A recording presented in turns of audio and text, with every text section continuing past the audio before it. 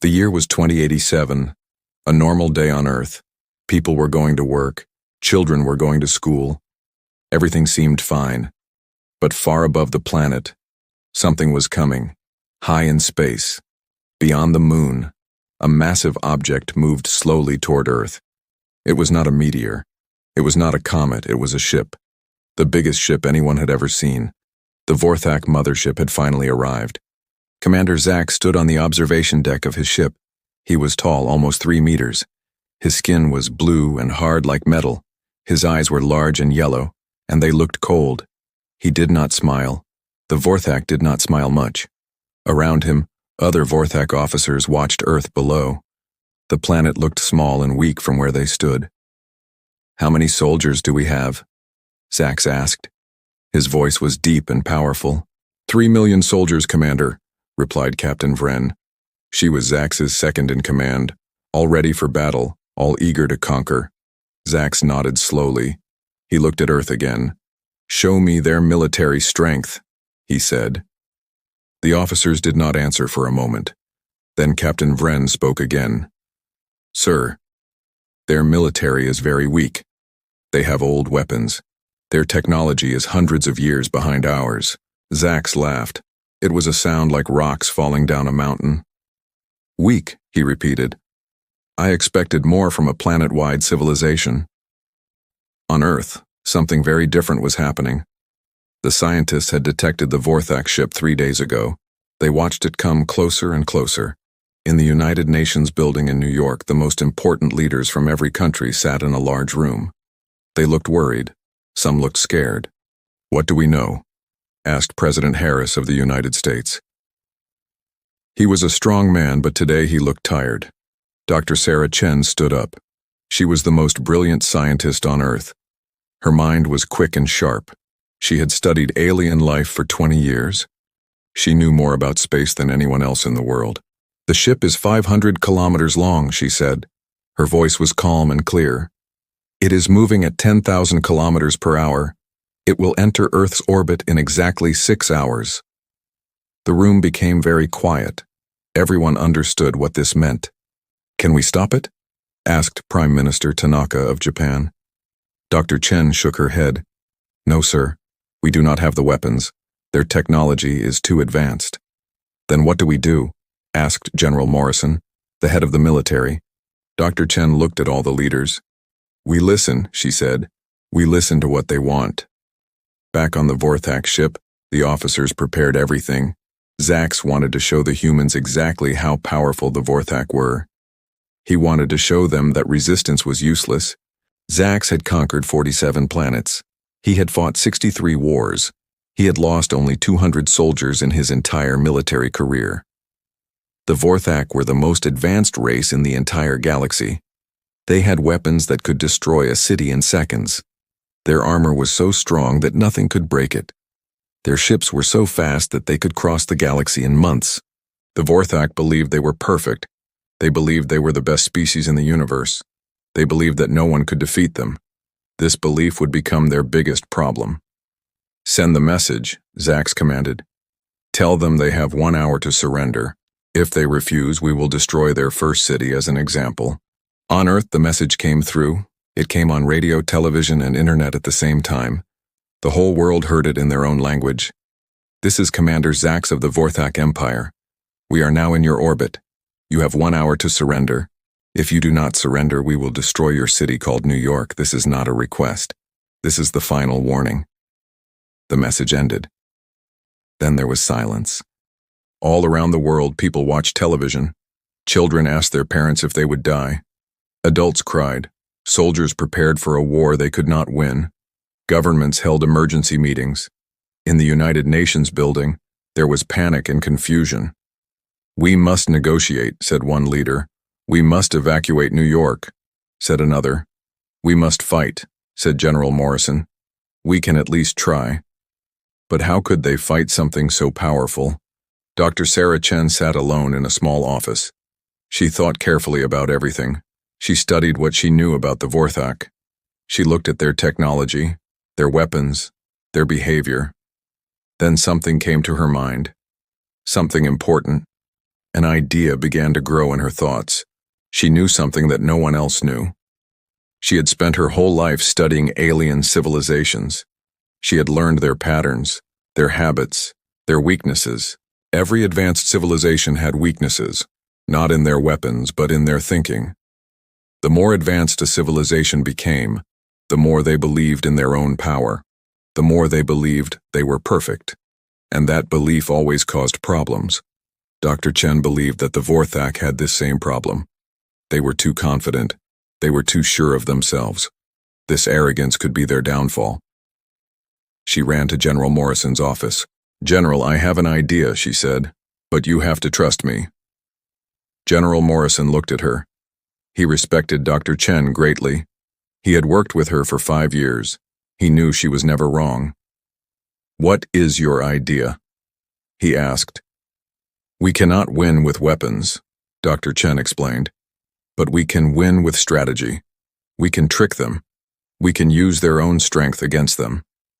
"How?" asked the general. "First, we need to evacuate New York," she said.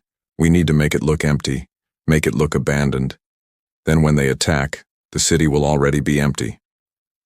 "Good," said the general. "But then what?"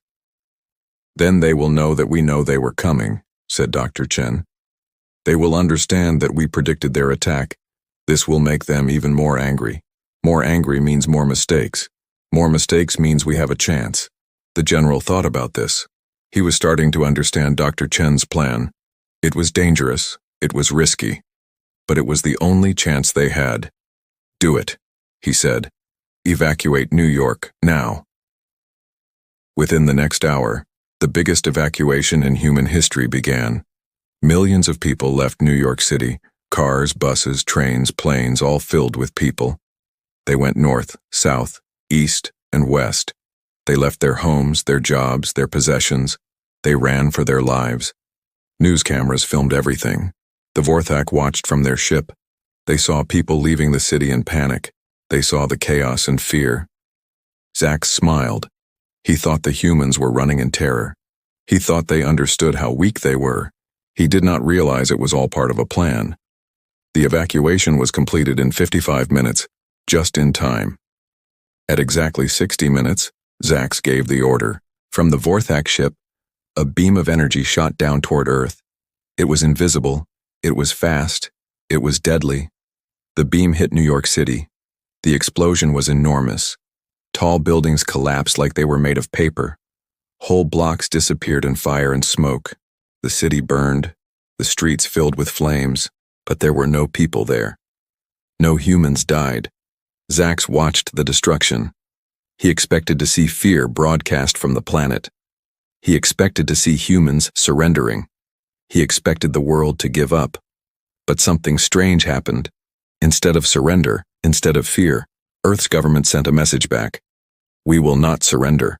The message said, "Earth is not your prize. You will not conquer us. Come to the surface if you dare, but know that you are not welcome here." Zax was shocked, he was angry, but he was also curious. No one had ever defied him like this. No one had ever been so brave or so foolish. "Send the first invasion force," Zax commanded. 50,000 soldiers. Tell them to capture the city of Los Angeles. Tell them to show no mercy. On Earth, Dr. Chen watched the invasion force come down in massive ships. The ships landed all over the city. The doors opened. 50,000 Vorthak soldiers came out. They wore armor that could not be broken. They carried weapons more powerful than tanks. They marched through the streets like they already owned everything. They looked unstoppable. But Dr. Chen was not worried. She was smiling. "Now they come to the surface," she said to herself. "Now they make their first mistake." The Vorthak soldiers moved through Los Angeles. They expected humans to run, they expected to meet weak resistance, but the humans were not there. The streets were empty. The Vorthak did not understand. This was a trap, but they did not know it yet. In hiding places all around the city, humans watched and waited. They had electromagnetic weapons. They had special devices. They had something the Vorthak had never seen before. Dr. Chen had spent the last hours creating a new kind of weapon. Not a gun, not a bomb, something different. She had studied Vorthak technology for years. She understood how their armor worked. She understood how their communication systems worked. She had built something to break their strength. In the command center, Dr. Chen watched the Vorthak soldiers on screens. She waited for the right moment. She waited for them to come to the central plaza. "Now," she said. "Activate the pulse." Across Los Angeles, 20 devices turned on at the same time.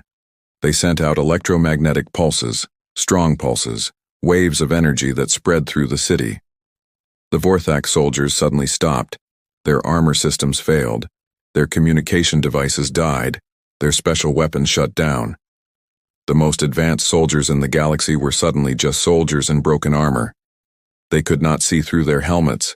They could not move properly. They could not call for help. The humans attacked. They did not have advanced weapons. They used guns and explosives that were simple and old. But it did not matter. The Vorthak armor was dead. The soldiers were helpless. In just 1 hour, 10,000 Vorthak soldiers were defeated. The remaining 40,000 soldiers ran back to their ships and escaped. On the Vorthak mothership, Zax watched in disbelief. He watched his strongest soldiers defeated by the weakest species in the galaxy. He watched his perfect record break. He was angry. He was shocked. He was determined to win at any cost. "Prepare the nuclear weapons," he said coldly. "If they will not surrender, I will destroy every city on this planet. I will kill every human. If we cannot have their world, then no one will have it." Captain Vren looked at him. "Sir, that will destroy the entire planet. That will kill all life here." "Yes," said Zax. "That is what I intend. These humans have shown disrespect to the Vorthak Empire. They will pay the price." Zax moved to activate the weapons, but he did not know that someone was watching him. Someone was listening to his words. Someone on his own ship. A young Vorthak officer named Krell stood in a hidden corridor. He had heard everything. He did not believe in what Zax was doing. He did not believe in killing an entire civilization just because they defeated one army. Krell thought of something. Something that no Vorthak had thought about in 1,000 years. He thought about peace. On Earth. Dr. Chen watched the radar screens. She saw the power building in the Vorthak ship. She understood what Zax was planning to do. "They are going to destroy us," she said to General Morrison. "Is there anything we can do?" asked the general. Dr. Chen thought for a moment. Then she said something surprising. "Yes," she said. "We need to talk to someone on their ship. We need to find someone who does not agree with their leader, someone who believes in peace instead of war." "How is that possible?" asked the general. "It is possible," said Dr. Chen, "because I studied their culture. Every civilization has people who think differently. Even the Vorthak must have people who question their leader. We just need to find them." She opened a communication channel to the Vorthak ship. "This is Dr. Sarah Chen of Earth," she said. "If anyone on that ship is listening, if anyone there believes that peace is better than war, I want to talk to you. I want to help you. Come to our frequency." For a long time there was silence. Then a voice came through, young, uncertain, but clear. "This is Officer Krell of the Vorthak Empire," the voice said. "I am listening. And yes, I believe peace is better than war." Dr. Chen smiled. She had been right. Even in the most aggressive civilization, there was still hope for peace. The battle was not over. In fact, the biggest battle was just beginning. But now, for the first time, Earth had an ally from the enemy's own ship. Everything was about to change. Officer Krell sat alone in his small room on the Vorthak mothership. His hands were shaking. He could not believe what he had just done. He had spoken to the enemy. He had broken the most important rule of the Vorthak military. Never talk to the weak. Never negotiate with lower species. Never show weakness. But Krell was not like other Vorthak officers. Since he was young, he had always been different.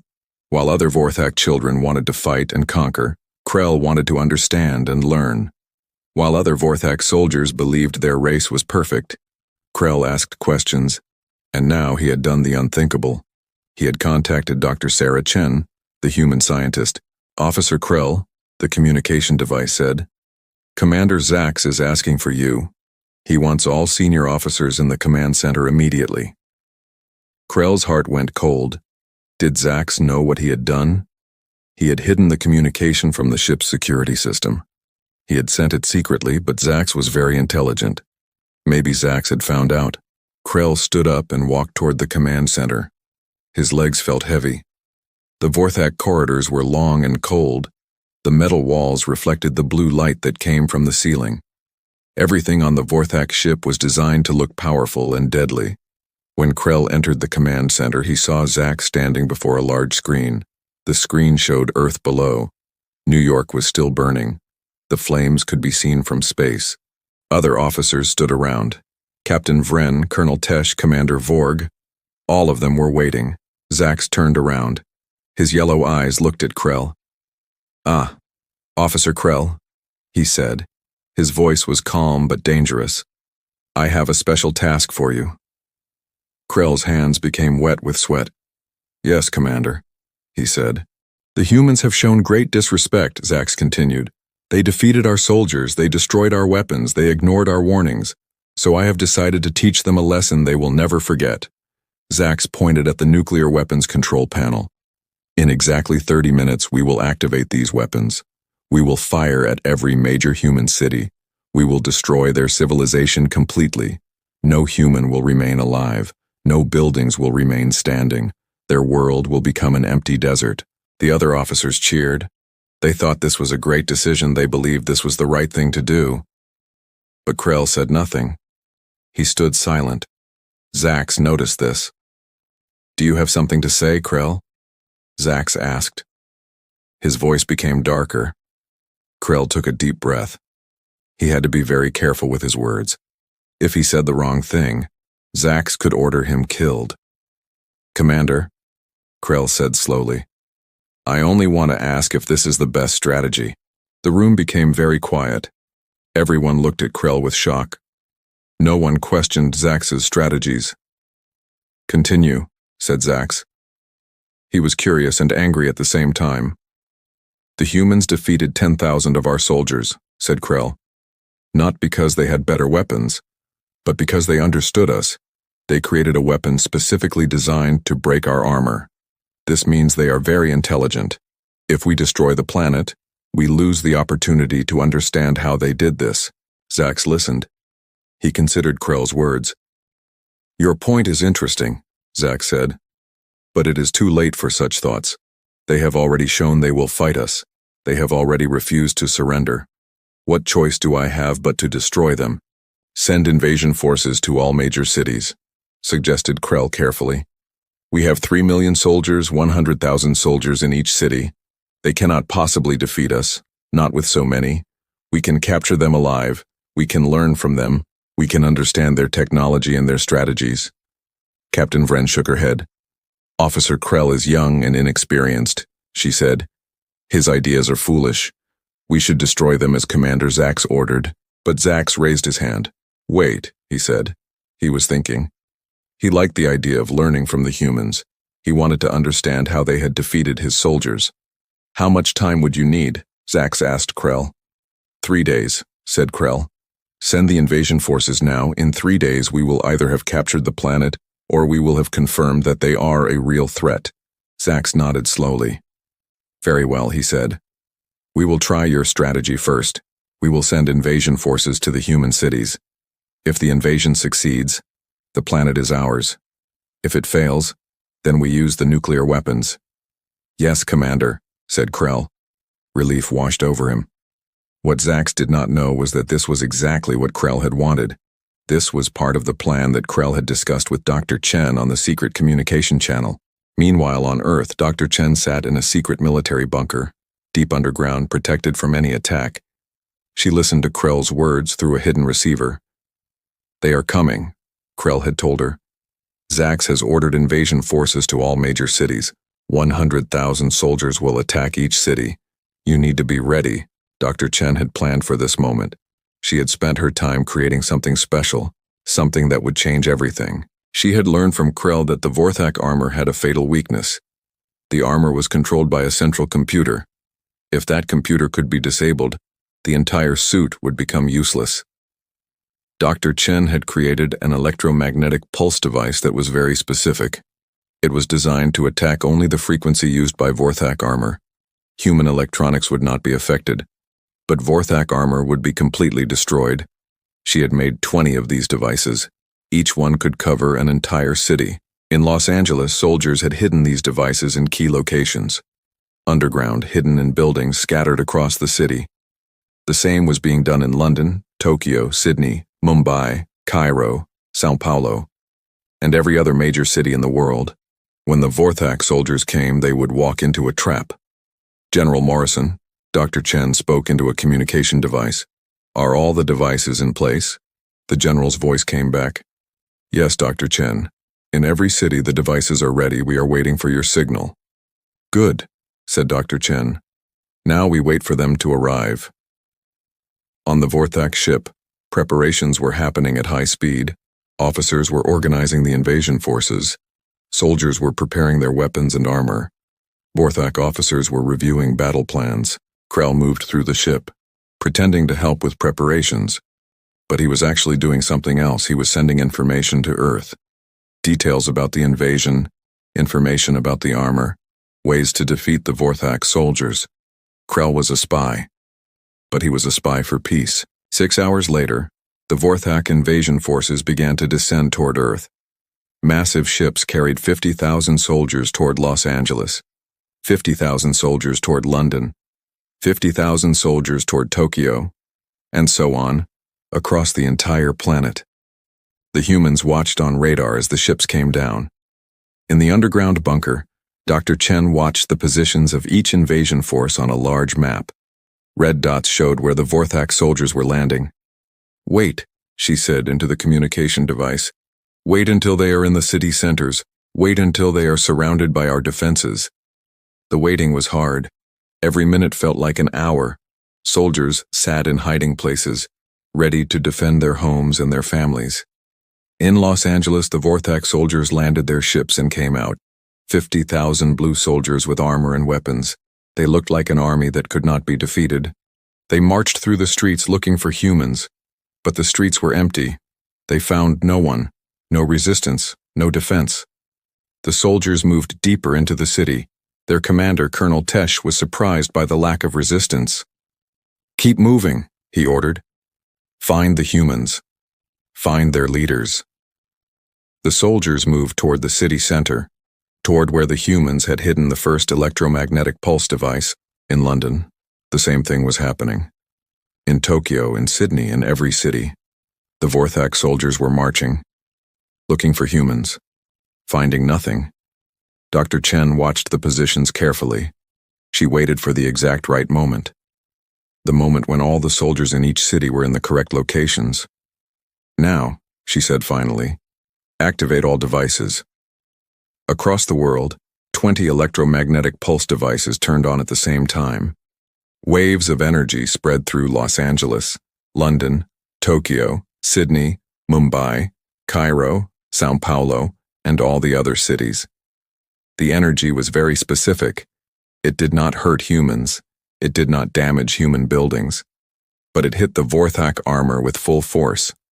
In Los Angeles, 50,000 Vorthak soldiers felt their armor suddenly die. Their computers stopped working. Their communication systems shut down. Their weapons became useless. Their armor became heavy and broke. The soldiers collapsed to the ground like robots without power. In London, the same thing happened. In Tokyo, in Sydney, in every city. The Vorthak soldiers, the most advanced warriors in the galaxy, became helpless in seconds. Then the humans attacked. They had hidden weapons all around the cities. They came out from buildings, from underground tunnels, from vehicles. They attacked the helpless Vorthak soldiers. The battle did not last long. The Vorthak soldiers had no defense. They could not fight back. They could not call for help. In Los Angeles, Colonel Tesh tried to stand up, but his armor was too heavy and broken. He could see nothing. He could hear nothing. He was completely helpless. A human soldier stood above him with a weapon. Surrender, the human said. Colonel Tesh had never surrendered in his life, but he had no choice. He could not fight back. He was defeated. Across all the cities, the same thing happened. The Vorthak soldiers were forced to surrender. Some tried to fight, some tried to escape. But they were surrounded. They had no chance. In less than 2 hours, 100,000 Vorthak soldiers had surrendered across the planet. On the Vorthak mothership, Zax watched the disaster on the screens. He watched his soldiers being defeated. He watched them surrendering. He watched them being captured. He was silent. His face showed nothing. But inside, he was burning with anger. "How is this possible?" he said quietly. His voice was dangerous and cold. Captain Vren said nothing. She had not believed Krell's strategy would work either. "Find Officer Krell," Zax commanded. "I want to talk to him." Krell was in his room when the security force came to get him. He knew what was coming. He was ready.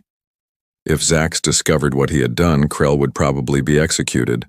But Krell did not run. He did not hide. He walked with the guards to Zax's office. When Krell entered, Zax was standing alone, looking out at Earth below. "You knew this would happen," Zax said. It was not a question. It was a statement. "Yes, Commander," said Krell honestly. "I knew the humans were intelligent. I knew they would defeat our soldiers." "You betrayed us," said Zax. "You helped the humans. You are a traitor." "No, Commander," said Krell. His voice was firm and clear. "I am not a traitor. I did what I believed was right. The humans did not want to fight you. They wanted to show you that they were strong. They wanted to show you that conquest was not possible." Zax turned around. His yellow eyes looked at Krell. "You have decided that you know better than I do," he said. "You have decided that peace is better than victory. This is weakness." "It is not weakness, Commander," said Krell. "It is wisdom. We have conquered 47 planets. We have killed millions of beings. We have destroyed entire civilizations. But have we been happy? Have we found what we were looking for? Or have we just made enemies across the galaxy?" For a moment, Zax said nothing. He listened to Krell's words. For just a moment, Zax wondered if the young officer was right. But then, anger took over. "You are a traitor," Zax said. "You will be executed for treason." "Commander," came a voice from the door. It was Captain Vren. "Sir, I must interrupt." "What is it?" demanded Zax. "Sir," said Captain Vren, "the human leader, Dr. Sarah Chen, is requesting to speak with you." Zax was shocked. "The humans want to talk." "Yes, Commander," said Captain Vren. "She says she has an important message for you." Zax thought for a moment. Then he said, "Put her on the screen. Let me hear what she has to say." A moment later, Dr. Chen's face appeared on the screen. She looked calm and confident. "Commander Zax," she said, "I am Dr. Sarah Chen of Earth. I wanted to speak with you before you make your next decision." "Why should I listen to you?" said Zax. "You have defeated my soldiers. You have embarrassed the Vorthak Empire." "That is exactly why you should listen," said Dr. Chen. "Because we have proven that we are not weak. We are not an easy conquest. If you try to destroy us with nuclear weapons, we will find a way to stop you. But if you listen to what Officer Krell is telling you, if you choose peace instead of war, we can both become stronger." Zax listened. He had never heard an enemy speak like this before. Usually they begged for mercy. Usually they surrendered completely. But Dr. Chen was different. She was not begging. She was speaking to him as an equal. "What do you want?" Zax asked. "We want to work together," said Dr. Chen. "We want to learn from each other. Your people have advanced technology. Our people have something you have lost. We have unity. We have the ability to work together toward a common goal. We have something your culture forgot long ago. We have compassion." Zax turned away from the screen. He did not want to hear more, but Krell stepped forward. "Commander," he said, "listen to her. She is right. She is offering you something more valuable than conquest. She is offering you peace." "Peace," said Zax. The word sounded strange in his mouth. "The Vorthak do not accept peace. We accept victory." "Then you will lose," said Krell, "because the humans will not surrender. The humans will fight to the end. You can kill them all, but you will lose millions of your own soldiers doing it. Is that victory? Is that what you want?" Zax looked at Krell. Then he looked at Dr. Chen on the screen. For a long time, he said nothing. Finally, Zax spoke. His voice was quiet. "I need to think about this." "You do not have much time," said Dr. Chen. "Your soldiers are captured. Your second invasion is about to fail. You must choose now, war or peace, destruction or cooperation." Zax closed the communication. The screen went black. In the underground bunker on Earth, Dr. Chen waited. In the Vorthak ship, Krell waited. The next few minutes were the most important moments in the history of both civilizations. Zax stood in his office alone with his thoughts. He thought about everything that had happened. He thought about his soldiers being defeated. He thought about the humans showing intelligence and strength. He thought about Krell's words. He thought about Dr. Chen's offer of peace. For the first time in his military career, Zax was uncertain. He did not know what the right choice was. Captain Vren was waiting outside his office. Officers were waiting for orders. The entire Vorthak Empire was waiting to see what their leader would do. Zax opened his door. He looked at the officers. "Bring me Officer Krell," he said, "and open a communication channel to Earth." A few minutes later, Krell stood before Zax again. "Officer Krell," said Zax, "you have risked everything for what you believe in. You have betrayed your empire for peace. That takes courage." Krell said nothing. He waited to hear if he would be executed. "I have decided something," continued Zax. "I have decided that you are no longer a traitor. You are now an ambassador. You will go to Earth. You will work with Dr. Chen. You will help build a peace agreement between our people." Krell was shocked. He could not believe what he was hearing. "What about the rest of the Vorthak?" asked Krell. "They will follow my orders," said Zax, "or they will be court-martialed for mutiny. Any Vorthak who wants to continue the war will be imprisoned." Zax moved to the communication console. "Open the channel to Earth." A moment later, Dr. Chen's face appeared again. "Dr. Chen," said Zax. His voice was serious and formal. "I am sending Officer Krell to Earth.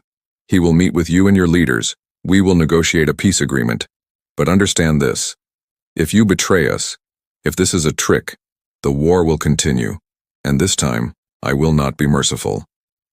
"I understand, Commander Zax," said Dr. Chen. "Officer Krell will be treated with respect and honor. We will work together to create a peace that benefits both our peoples." "Very well," said Zax. "The war is over." On Earth, people heard the news. The Vorthak had stopped the attack. A peace agreement was being negotiated. For the first time since the Vorthak had arrived, there was hope. In Los Angeles, captured, Vorthak soldiers were being treated as prisoners of war. They were given food and shelter. They were treated with dignity. 100,000 Vorthak soldiers sat in camps, waiting to see what would happen next. In the underground bunker, General Morrison looked at Dr. Chen with respect. "How did you know that Krell would help us?" he asked. "I did not know," said Dr. Chen, "but I believed that even in a warrior culture there were people who wanted peace. I believed that Krell was one of them, and I was right." Officer Krell descended toward Earth in a small ship. He was leaving his own people to work with humans. It was the hardest decision of his life, but he was also excited. He was going to help create something new, something that had never existed before, a peace between two very different species. As his ship landed in a desert far from any cities, Krell looked out at the red sand below. He thought about the future. He thought about what was possible. The war was over, but the real work was just beginning. Officer Krell stepped out of his small ship and touched Earth for the first time. The ground beneath his feet was red sand and rock. The sky above was blue and endless. It was nothing like the cold metal corridors of the Vorthak ship. It was nothing like the ordered cities of the Vorthak homeworld. This was alien, this was different, this was beautiful. Dr. Sarah Chen was waiting for him. She stood near a military transport vehicle surrounded by soldiers. She looked calm and confident, not afraid, not angry, just interested. Krell walked toward her slowly. His armor was still broken from the electromagnetic pulse. He had repaired the basic functions, but it would never work perfectly again. In a way, Krell liked this. It meant he was no longer a perfect Vorthak soldier. He was becoming something else. "Welcome to Earth, Officer Krell," said Dr. Chen. She held out her hand in the human way of greeting. Krell had studied human customs. He knew what this meant. He took her hand carefully, afraid that his strength might hurt her. "Dr. Chen," said Krell. His voice was still deep and powerful, but it sounded less threatening now. "Thank you for receiving me." "Come," said Dr. Chen. "We have much to discuss. But first, you should see what your soldiers have destroyed. You should understand what peace will cost." They drove through the desert toward New York. The city was still smoking. Buildings were still burning. The destruction was enormous. Entire streets had disappeared. Millions of people had lost their homes. Krell looked at the destruction. His heart became heavy. He had known that the attack would cause damage, but seeing it was different.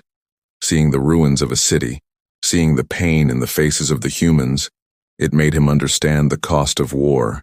"This was only one city," said Dr. Chen quietly. "New York, Boston, Los Angeles, London, Tokyo, Sydney, Mumbai, Cairo, São Paulo. Every major city in the world has been attacked. Millions of people are homeless. Thousands are dead or injured. This is what your commander wanted to destroy." Krell said nothing. He could not speak. The weight of what had happened was crushing him. "But," continued Dr. Chen, "we stopped it. We showed your leader that war would not work, and he chose peace. This is why there is still hope." They arrived at the United Nations building. It was damaged but still standing. Inside, leaders from every country in the world were waiting. Some looked angry, some looked sad, some looked hopeful. General Morrison came forward. He was a large, strong man, with gray hair and serious eyes. "Officer Krell," he said, "I am General Morrison.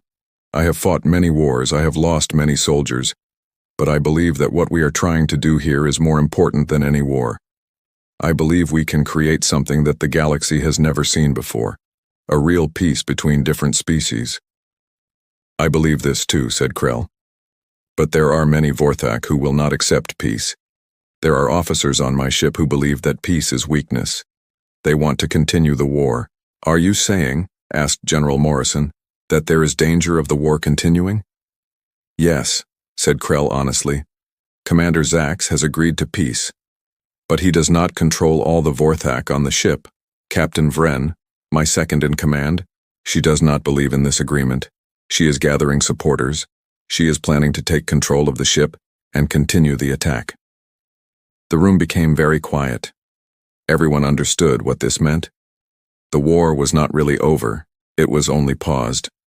"What do we do?" asked President Harris. "We must act quickly," said Dr. Chen. "We must show the people of Earth and the Vorthak that peace is working. If we can show success quickly, it will be harder for the war supporters to gain power." "How?" asked Prime Minister Tanaka. "We release the captured Vorthak soldiers," said Dr. Chen. General Morrison looked shocked. "Release them," he said. "They attacked our cities. They killed our people. Why would we release them?" "Because," said Dr. Chen, "if we treat them well, if we show them kindness instead of revenge, they will return to their people and tell them about human goodness. They will become ambassadors for peace without knowing it. But if we keep them as prisoners, if we treat them badly, they will return and speak of human cruelty. That will give Captain Vren the ammunition she needs to convince the Vorthak that war is the only answer." Krell nodded. "Dr. Chen is right," he said. "My people respect strength, but they also respect honor. If you treat our soldiers with respect, if you show them that you are not their enemies, they will help you." General Morrison considered this. Then slowly, he nodded. "We will do it your way." Over the next few days, something amazing happened. The 100,000 captured Vorthak soldiers were released. They were given medical treatment. They were given food and supplies. Some of them were even given tours of human cities. The Vorthak soldiers saw that the humans were not evil. They saw that the humans had families and children. They saw that the humans cared about each other. Many of the Vorthak soldiers began to understand why their commanders had fought so hard. It was not weakness. It was love for their people. When the Vorthak soldiers returned to their ship, they told stories. They told their commanders about human kindness. They told them about the cities they had seen. They told them that humans were not so different from Vorthak. On the Vorthak ship, these stories spread like fire. More and more Vorthak soldiers began to believe that peace was possible. But Captain Vren was angry. She saw that her support was shrinking. She saw that the peace agreement was becoming popular. She decided to act. In secret, Vren gathered her most loyal followers. There were 20 senior officers who believed in her. 20 officers who still wanted war. Commander Zax has been weakened by the human influence, Vren told them. He has forgotten what it means to be Vorthak. He has abandoned the honor of conquest. What do you want us to do? Asked Colonel Tesh. He was the officer who had been captured in Los Angeles. We are going to take control of this ship, said Vren. We are going to remove Zax from power, and we are going to resume the attack on Earth. Colonel Tesh hesitated. He had spent time on Earth. He had seen the human cities. He had eaten human food. He had talked with human soldiers. Something inside him had changed.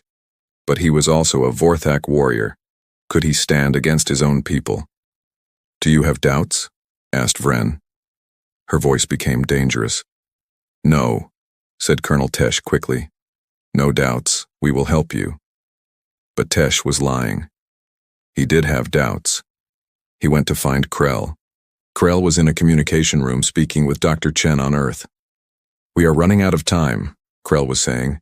Vren is planning something, I can feel it. We understand, said Dr. Chen. We are preparing contingencies, but we need more information. Colonel Tesh entered the room. Krell and Dr. Chen stopped talking. I need to speak with you alone, Krell, said Tesh. Krell cut the communication. What is wrong? He asked. Tesh told Krell about Vren's plan. He told him about the coup that was being planned. He told him that within hours Vren would try to take control of the ship. Why are you telling me this? Asked Krell. Because, said Tesh, I was captured by the humans. I thought they would kill me. But instead they helped me. They showed me kindness. I cannot betray that kindness. I cannot be part of a plan that will bring more death. Krell understood. He put his hand on Tesh's shoulder. Thank you, he said. You have chosen the harder path, but the right path. Krell immediately contacted Dr. Chen and General Morrison. He told them about Vren's plan. We need to stop her, said General Morrison. No, said Krell. We need to convince her. If we stop her by force, she will become a martyr. More Vorthak will believe that humans are the enemy. We must show her that her plan cannot succeed. How? Asked Dr. Chen. The Vorthak respect strategy, said Krell. We must show Vren that her strategy is flawed. We must show her that even if she takes the ship, the war is already lost. An hour later, Vren was ready to make her move. She and her 20 officers moved through the ship. They were going to arrest Commander Zax and take control of the weapons, but when they reached the command center, they found something unexpected. The entire crew of the command center had their weapons pointed at them. The weapons were not from Vorthak soldiers. They were from the captured soldiers who had returned from Earth. Colonel Tesh stood at the front. Captain Vren, he said, your plan is finished. The soldiers you thought would support you have chosen peace instead. Vren looked around the command center. She was surrounded. The officers with her looked uncertain. What have you done? Vren said to the soldiers. Have you all become weak? No, said Tesh. We have become wise. We have seen what Earth is like. We have seen that humans are not our enemies. We have chosen to fight for peace instead of war. On Earth, in the United Nations building, General Morrison watched the scene on a communication screen. Krell had sent a live feed of what was happening on the Vorthak ship. Will they surrender? Asked Dr. Chen. I think so, said Krell's voice from the speakers.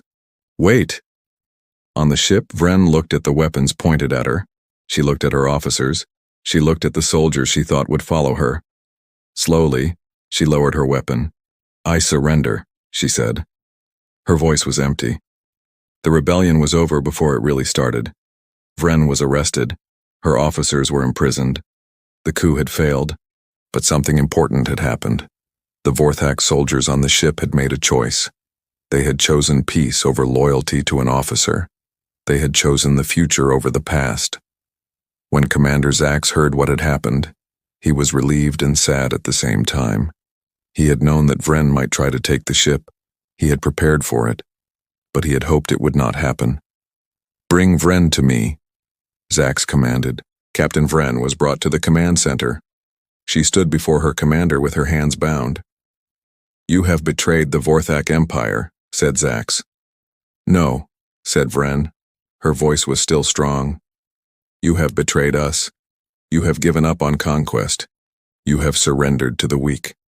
"I have not surrendered," said Zax quietly. "I have made a choice. I have chosen to see what is possible instead of destroying it. The humans are not weak. They are strong in ways we never understood." He looked at Vren for a long moment, then he said, "You will be returned to the Vorthak homeworld. You will stand trial for mutiny. The Vorthak courts will decide your fate." Vren was taken away. As she walked out, she looked at Krell with pure hatred. She blamed him for everything. She blamed him for bringing human ideas to the Vorthak mind. On Earth, when the news was received, there was celebration. The rebellion had failed. The path to peace was now clear, but Dr. Chen understood something important. The rebellion had shown that peace would not be easy. There were still many on both sides who wanted war. "The hard part is just beginning," she told General Morrison. Winning the war was simple compared to building the peace. Krell came to Earth the next day. He landed at a special facility in the desert, where a new Vorthak human embassy was being built. Dr. Chen met him there. "Thank you," said Krell. "Thank you for believing in peace. Thank you for believing in me." "Thank you for having the courage to choose the harder path," said Dr. Chen. "Not many would have risked their lives for peace." "Now the real work begins," said Krell. "We must create a treaty. We must decide how our people will live together. We must build something that has never existed before." "I know," said Dr. Chen. "And it will be difficult. There will be days when we want to give up. There will be days when it seems impossible, but we must continue." She showed Krell to a large meeting room where a team of human diplomats and scientists was waiting. They would work together to create the peace treaty. For the next several days they worked around the clock. They discussed trade agreements, they discussed technology sharing. They discussed how human and Vorthak soldiers would work together. They discussed how both civilizations would learn from each other. It was slow work, sometimes frustrating work. The humans and Vorthak thought differently about many things. But slowly, agreement began to emerge. Meanwhile, back on the Vorthak ship, something unexpected was happening. Some of the younger Vorthak officers asked to stay on Earth. They wanted to learn human ways. They wanted to understand this new civilization. Commander Zax agreed. "We will leave a small colony here," he said. 1,000 of our people will stay and learn. In 5 years they will return to teach the rest of our empire what they have learned." On Earth, the Vorthak colony began to be built. It was not a military base, it was a real colony. Vorthak families arrived with their children. For the first time in Vorthak history, they were not coming to conquer. They were coming to live in peace. The humans helped them build homes. The humans taught them about earth crops. The humans and Vorthak began to understand each other's cultures. Colonel Tesh asked to stay as well.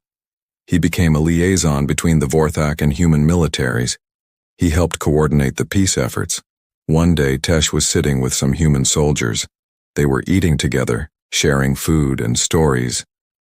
"Do you miss your home?" one of the human soldiers asked. Tesh thought about the Vorthak homeworld. He thought about the cold metal cities. He thought about the endless wars. "No," he said finally. "For the first time in my life, I feel at home, because I feel at peace." On the Vorthak ship, Zax made his decision. He decided to return to the Vorthak homeworld with the news of the peace agreement. He would tell the Vorthak Empire that a new era had begun, an era of cooperation instead of conquest. Before he left, he met with Krell. "You have done something remarkable," Zax said. "You have shown us a different way, a way we thought was weakness, but which is actually strength." "What will happen?" asked Krell. "When you return home, will the Empire accept this?" "I do not know," said Zax honestly. "Many will resist.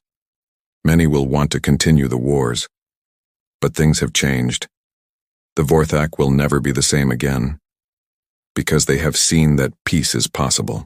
Zax prepared his ship for departure. The massive mothership that had come to conquer Earth was now leaving as a ship of peace, as a messenger of a new beginning. As Zax's ship lifted off from Earth, thousands of Vorthak soldiers stood on the ground and watched it go. They were staying behind. They were part of the new Earth, part of a new dream. Dr. Chen and Krell stood together, watching the ship disappear into space. "What happens now?" asked Krell. "Now," said Dr. Chen, "we build something that has never existed before. A world where humans and Vorthak work together. A world where strength comes not from weapons but from cooperation." "It will be difficult," said Krell. "Yes," agreed Dr. Chen, "but I have learned something from you and your people. I have learned that even the most advanced civilization can learn and change. Even the most powerful military can choose peace. All around the world, humans and Vorthak were learning to live together. In some places there was harmony. In other places there was still tension. But the war was truly over. Not just the military war, but the war in people's hearts and minds was beginning to end. In New York, in the ruins of the city, construction crews were working to rebuild. Humans and Vorthak worked side by side. They were rebuilding not just buildings, they were rebuilding hope. In Tokyo, in London, in Sydney, in every city that had been destroyed, the same work was happening. The message spread across the galaxy. Earth has defeated the Vorthak, some said. Earth has befriended the Vorthak, others corrected. And slowly, other advanced civilizations began to take notice. They began to wonder if peace was possible between them as well. But that is another story. For now on Earth, humans and Vorthak stood together, looking toward the future, believing that something new and good could be built. Krell walked through a human city for the first time. Not as a warrior, not as an invader, but as a person. He saw children playing. He saw families together. He saw people laughing and living. He thought about his people. The Vorthak had conquered so much, but had never really lived. Now, on Earth, they were learning to live. "Come," said Dr. Chen, "there is much more to show you." And together, they walked forward into the future. A future where two very different species could become friends. A future where peace was not just a dream, but a reality. 5 years had passed since Commander Zax left Earth. 5 years since the war ended. 5 years since the first Vorthak colony was established on Earth. The world had changed completely. In New York, the buildings that had been destroyed were now rebuilt. But they were not rebuilt the same way. They were rebuilt by humans and Vorthak working together. The architecture was different now. It mixed human and Vorthak styles. It was something new, something that belonged to both species. The same was true in every major city. London had Vorthak gardens, Tokyo had human Vorthak meditation centers, Sydney had learning institutes where both species studied together. São Paulo had factories where humans and Vorthak created technology that combined both their knowledge. On this special day, Dr. Sarah Chen stood in the United Nations building. She was now the ambassador for human Vorthak relations. She had been chosen by every nation on Earth to represent humanity in the peace agreement. Krell stood beside her. He was now a general in the combined military, the military that protected both humans and Vorthak from threats in space. "Today is important," said Dr. Chen. "Today we are signing the final treaty, the treaty that makes the peace permanent." "I still remember when we thought peace was impossible," said Krell. "I still remember when Captain Vren tried to destroy everything." "Yes," said Dr. Chen, "but she failed, because more Vorthak chose peace than chose war." The United Nations Council room was full of people, human leaders from every nation, Vorthak representatives from the colony, scientists, diplomats, military officers, reporters from around the world. The President of Earth stood up. He was a new president, elected 5 years ago. "Today," he said, "we sign a treaty that changes everything, a treaty that says humans and Vorthak are not enemies, a treaty that says we can build a future together." He signed the document. Then the Vorthak representative, General Krell's cousin, Vex, also signed. The crowd applauded. Humans and Vorthak together, celebrating a peace that had seemed impossible just 5 years ago. But there was more to celebrate. Much more. Dr. Chen walked to the podium. "I have something to share with the world," she said. "Something that explains why this peace was possible." She showed a video on all the screens in the council room. The video showed the Vorthak homeworld, a large planet with cold cities, the Vorthak people, millions of them, watching something in the sky. "5 years ago," said Dr. Chen, "Commander Zax returned to the Vorthak homeworld with news of the peace. He told his people about Earth. He told them about the humans. He told them that peace was possible." The video continued. It showed Zax speaking to the Vorthak Council, the leaders of the Vorthak Empire, thousands of them, listening to his words. "At first," continued Dr. Chen, "the Vorthak Council was angry. They wanted to restart the war. They wanted revenge for the soldiers who had been defeated, but Zax told them something that changed everything." The video showed Zax speaking. His voice was powerful, but also sad.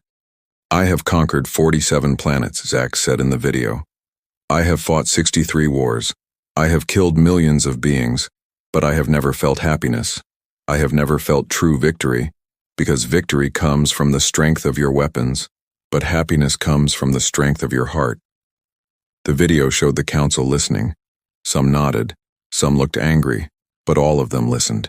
"On Earth," continued Zax in the video, "I found something I was not looking for. I found people who were willing to sacrifice everything for each other. I found a civilization that was weak in weapons but strong in spirit. And I realized that we Vorthak had been looking for victory in the wrong place." The video ended. The council room was silent. "After that speech," said Dr. Chen, "something extraordinary happened. The Vorthak people voted. They voted to accept peace with Earth. They voted to end the wars of conquest. They voted to change their entire civilization." She showed another video. This one showed the Vorthak homeworld weeks later. Large ships were landing, not invasion ships, but colony ships. Thousands of Vorthak families were leaving the Vorthak homeworld, going to Earth, going to live in peace. "The Vorthak population on Earth has grown from 1,000 to 100,000, said Dr. Chen, "and more arrive every day. The Vorthak Empire has decided to send their best and brightest to learn from humans, and humans are going to learn from them." General Krell stepped forward. "My people have also sent something else," he said. He opened a box. Inside was a Vorthak weapon. It looked ancient and powerful. "This," said Krell, "is the weapon that our people use to conquer the stars, our greatest military weapon. Today we are giving it to the United Nations, as a symbol that the Vorthak will never use weapons for conquest again." He handed the weapon to Dr. Chen. She held it up. The crowd applauded again. But then, something unexpected happened. A Vorthak soldier stood up in the back of the council room. Everyone looked at him. He was a large officer. His armor was decorated with symbols of war. He looked angry. "This is a betrayal," he said loudly. His voice shook the room. "The Vorthak are warriors. We are conquerors. We should not give away our weapons. We should not surrender to the weak." The room became tense. Guards moved toward the officer, but Krell raised his hand. "Let him speak," said Krell. The officer continued. "I have fought for the Vorthak Empire my whole life. I have killed enemies. I have conquered worlds, and now I am told to forget everything, to live in peace with species we conquered. This is not honor. This is shame." Dr. Chen stepped forward. She looked at the officer. Her eyes were kind but firm. "What is your name?" she asked. "Officer Vortok," he said. "I was born on the Vorthak homeworld. I trained my whole life to be a warrior." "I understand," said Dr. Chen. "You have spent your whole life believing one thing. It is hard to change that belief, but I want to ask you a question." "What question?" demanded Vortok. "When you conquered worlds," said Dr. Chen, "when you defeated your enemies, did you feel happy?" Vortok was silent. He did not answer. "Did you," repeated Dr. Chen, "feel the happiness that comes from creating something beautiful? The happiness that comes from building a home? The happiness that comes from loving your family without fear? Vortok still said nothing. His face was hard, but something in his eyes was changing. On Earth, continued Dr. Chen, there is a Vorthak named Tesh. He was a warrior. Like you.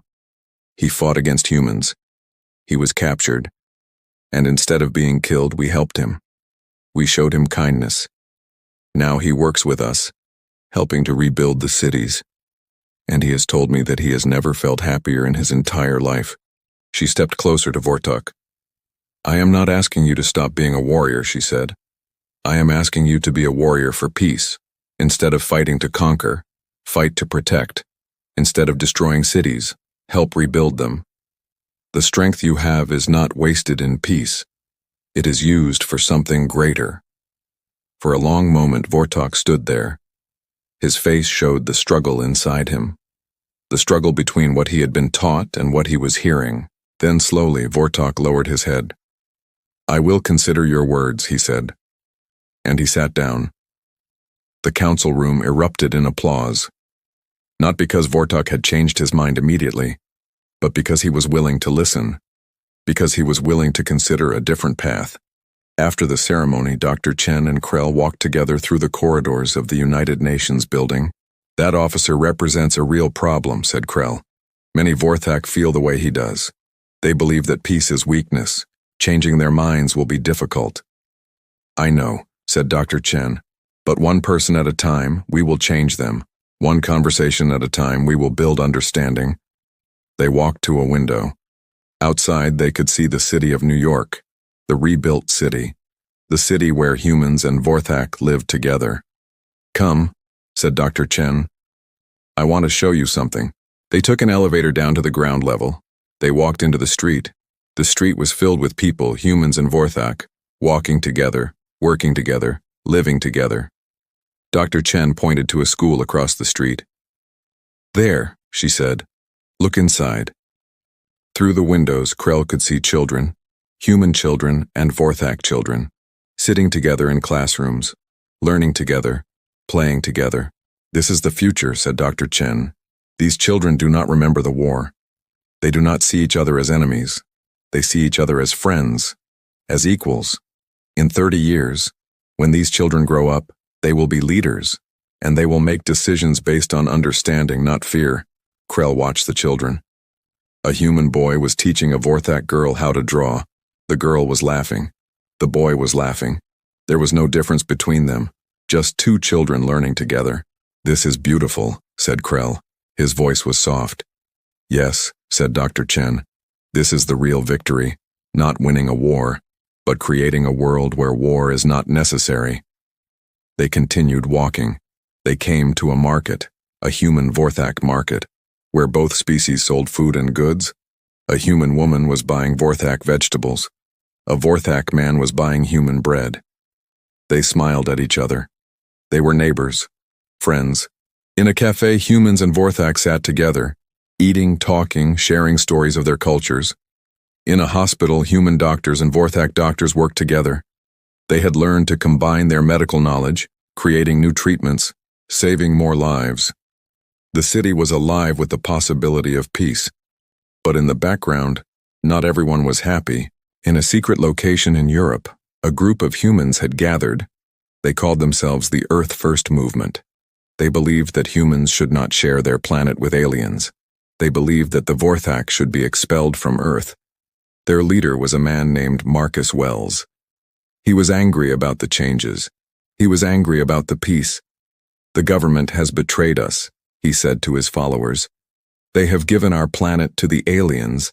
They have brought our enemies to live in our cities. What should we do? Asked one of his followers. We will show the world, said Marcus, that Earth does not welcome the Vorthak. We will show them that humans are not weak. We will fight for our planet. He was planning something dangerous, something that could destroy the peace that had taken 5 years to build. Meanwhile, on the Vorthak homeworld, a similar movement was forming. The Vorthak who believed in conquest were gathering. They were planning to start a civil war. They were planning to remove the peaceful government and restore the old ways. General Krell and Dr. Chen did not know about these plans yet, but their security teams were watching.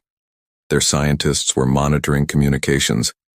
It was only a matter of time before the threat would be discovered. The threat came sooner than expected. One night in the Vorthak colony on Earth, an explosion destroyed a building. The building was a hospital where human and Vorthak doctors worked together. 17 people died, human and Vorthak both. The next day, another attack. A market where humans and Vorthak gathered was bombed. 20 more people died. Within hours, there were 5 attacks across Earth. Dr. Chen watched the news reports. Her face was pale. She had feared something like this. She had known that not everyone wanted peace. General Morrison came to her office. "Dr. Chen," he said, "we have identified the bomber. It is a group called Earth First. They are humans who believe that the Vorthak should not be on Earth." Dr. Chen's heart sank. "How many are there?" "We do not know," said Morrison. "Maybe dozens, maybe hundreds. But they are organized. They are planning more attacks." Meanwhile, on the Vorthak homeworld, Krell received similar news. The government had arrested a group of Vorthak who were planning an uprising. They had been planning to take control of the homeworld's weapons and restart the war with Earth. Krell immediately contacted Dr. Chen. "We have a problem," he said. "On both worlds there are people who want to destroy the peace." "I know," said Dr. Chen.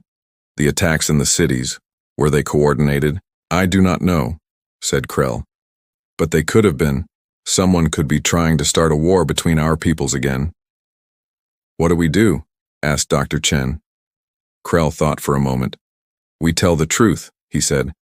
"We tell the people what is happening. We tell them that there are those who want to destroy our peace and we ask them to help us protect it." That night, Dr. Chen and Krell appeared on every news channel in the world, on Earth and on the Vorthak homeworld. They spoke to billions of people. "There are those," said Dr. Chen, "who want to destroy the peace we have built. There are humans on Earth who hate the Vorthak. There are Vorthak on the homeworld who hate humans. They are planning attacks. They are planning violence. They want to restart the war. But," continued Krell, "we are asking you to stand with us. Stand with peace. Stand against those who want violence.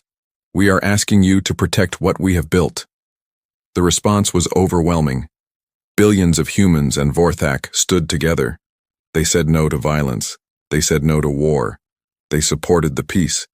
In New York, 1 million people gathered in the streets, human and Vorthak together, holding signs that said, "Peace forever," and "We are one." In Tokyo, in London, in every city on Earth, people gathered.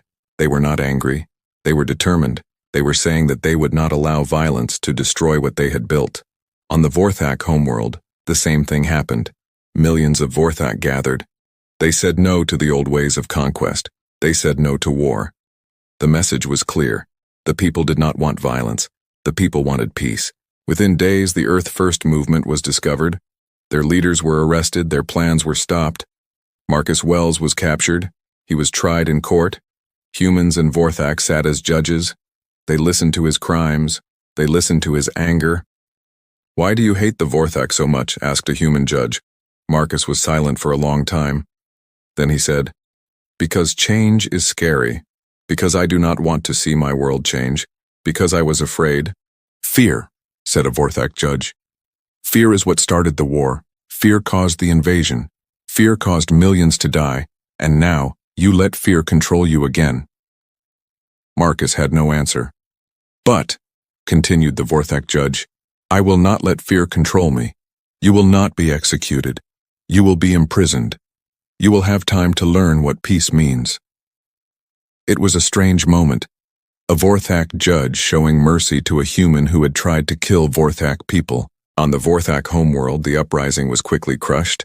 The leaders were arrested and tried. The Vorthak government showed the same mercy. They imprisoned the rebels. They did not execute them. This was the biggest change. The most advanced warrior civilization in the galaxy was learning mercy. 3 months after the attacks, the world was healing again. The hospitals were rebuilt. The markets were rebuilt. Life returned to normal. But something had changed. Something important. The attacks had shown people what they did not want. They did not want violence. They did not want war. They wanted peace. Even when it was difficult, even when it was scary, they wanted peace. Dr. Chen and Krell stood on a hill overlooking the rebuilt New York. The sun was setting. The sky was orange and gold. "We did it," said Krell. "We survived the first real test of the piece."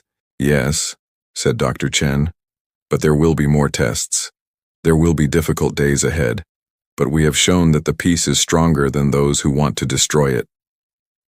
"What do you think the future holds?" asked Krell. Dr. Chen looked at the city below, at the humans and Vorthak living together, at the children playing together, at the adults working together. "I think," she said slowly, "that in 50 years no one will remember the war. In 50 years humans and Vorthak will be so mixed in culture and society that it will be hard to tell where one civilization ends and the other begins. In 50 years this war will be just a story about how two very different peoples learned to live together." "And what about the galaxy?" asked Krell. "What about the other species that are watching us?" Dr. Chen smiled. "They are watching," she said. "And some of them are thinking that maybe peace is possible for them too. Maybe we are showing them something new, a way to live without constant conquest and war." "The Vorthak warned all species to stay away from Earth," said Krell. "They said Earth was dangerous. They said humans were deadly."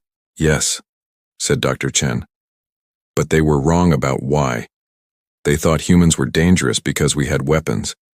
But we were dangerous because we had something else. We had the ability to love each other. We had the ability to sacrifice for each other. We had the ability to change. The Vorthak learned this too." She looked at Krell. "You are proof of that," she said. "You chose to help us. Even though it meant betraying your own people, even though it cost you everything, you chose peace. That is the real danger to conquest, not weapons, but the ability to choose something better." As the sun set completely, the city lights came on, human lights and Vorthak lights, different colors but equally beautiful. 10 years passed. The Vorthak population on Earth had grown to 1 million. They had their own cities now, Vorthak cities on Earth. But they were not isolated. They were integrated into human society. The same was true for humans who had moved to the Vorthak homeworld. Thousands of humans lived there now, living in peace, learning Vorthak ways, teaching human ways. A new united government had been formed, a government that included both humans and Vorthak, working together to make decisions that affected both civilizations. Dr. Chen had retired from politics. She was now a teacher. She taught young humans and Vorthak about the history of the peace, about how understanding could defeat fear. Krell had become the chief of the combined military, a military that existed not to conquer, but to protect both species from external threats. Officer Vortok, the angry Vorthak who had spoken in the council room, had become one of the greatest advocates for peace. He had visited hundreds of worlds, telling the story of Earth, telling the story of how peace was possible. The message had spread. Other species were beginning to make peace agreements. The galaxy was changing. Slowly, carefully, but it was changing.